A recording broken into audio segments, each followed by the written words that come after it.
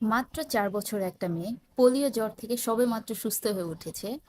ডাক্তাররা তার এক্স-রে এবং মেডিকেল রিপোর্ট দেখে সাফ জানিয়ে দেয় যে সে আর কোনোদিন হাঁটা তো দূরে থাক, উঠে দাঁড়িয়ে পর্যন্ত পারবে না।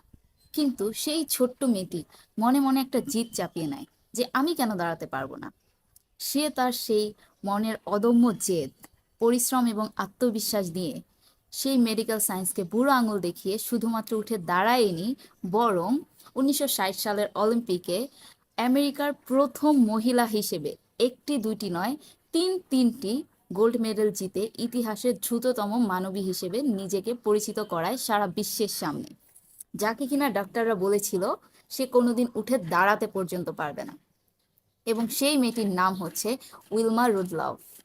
তার কথা বলার আজকে কারণ হচ্ছে আমরা সব সময় সমাজ কি বলবে, লোকে কি বলবে, লোকেরা আমাদের সামর্থ্যকে যেভাবে জাজ করে আমরা আমাদের ভবিষ্যৎ সেইভাবেই নির্ধারণ করি। আমাদের সবসময় মনে রাখা উচিত সেই লোকের বা সেই সমাজের কোনো অধিকার নেই আমাদের সমর্থকে জাজ করার বা আমাদের সমর্থকে অবমূল্যায়ন করার বা কোনো একটা সীমারেখা টেনে দেওয়ার যে এর বাইরে আমরা যেতে পারবো না। আমরা কতদূর যেতে পারবো সেটা পুরোটাই ডিপেন্ড করবে আমাদের নিজেদের আত্মবিশ্বাস এবং আমাদের পরিশ্রমের উপর।